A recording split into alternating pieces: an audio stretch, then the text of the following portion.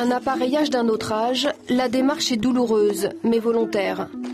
Claude a 12 ans, il souffre depuis la naissance d'un handicap physique, doublé d'un handicap mental, mais il trace son chemin.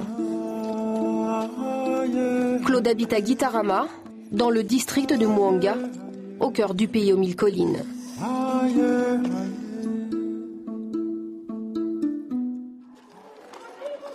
La récréation est terminée, l'heure du cours d'anglais a sonné. Assis fièrement à son banc, Claude, qui suit comme il peut. Mais l'essentiel est d'être à l'école comme les autres, de côtoyer un autre monde, celui des valides. D'ailleurs, ce que Claude retient de sa classe, c'est la convivialité. Good. Very good, Claude. On joue au ballon. C'est ici, au centre de la miséricorde, que Claude a acquis la marche. De longues séances de rééducation, comme ses enfants, tous atteints eux aussi de handicap, et leur mère adoptive, elle s'appelle Léoncie.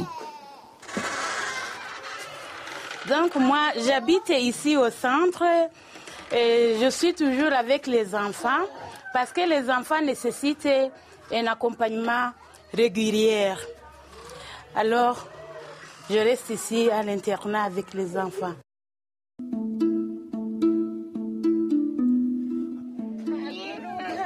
Léoncie était kinésithérapeute. Pendant des années, elle a guéri des maux physiques, sachant que le mental, lui, était délaissé. Elle a alors fondé ce centre pour assurer un avenir à ses enfants. Certains sont autistes, d'autres épileptiques.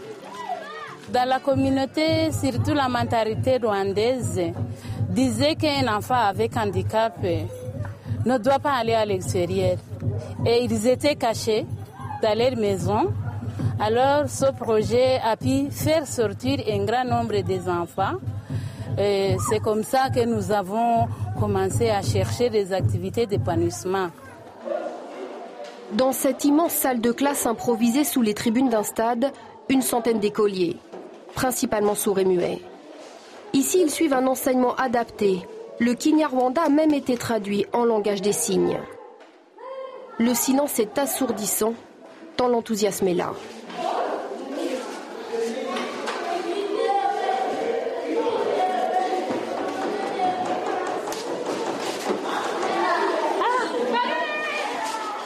Mais après, une fois les bases acquises, que faire de ces enfants?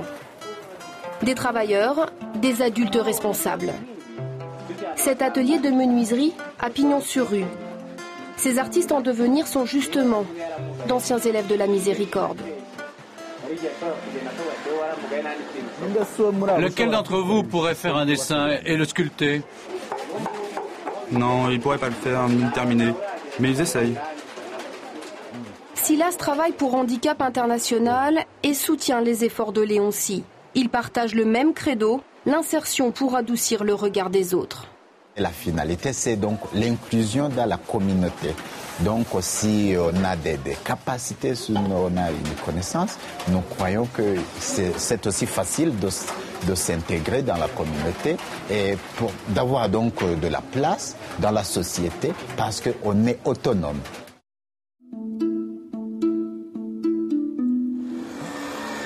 À 200 mètres de là, le cybercafé du centre. Antoinette gère la boutique, accueille des clients, conseille, finance. Léoncie lui a fait confiance. Pour la photocopieuse, c'est combien? Et pour Internet, c'est combien? 6 000 francs rwandais. Ok, c'est bien.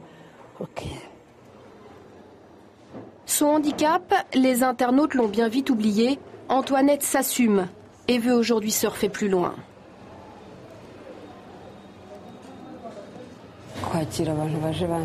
Moi, j'aime recevoir les gens, les clients qui viennent me trouver, aussi regarder sur Internet des choses telles que les nouvelles, des choses qui permettent de progresser. Ce qui m'intéresse, c'est surtout ce qui concerne la santé des femmes qui sont handicapées et voir comment dans les pays étrangers elles sont soignées. À l'affiche ce samedi au stade, l'école de Léoncie affronte l'école de Madame Raina. L'orage cesse enfin, et au bout d'une demi-heure de jeu, toujours aucun but.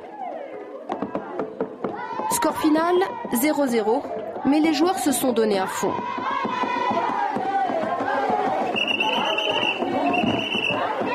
Au fait, les enfants handicapés étaient en bleu.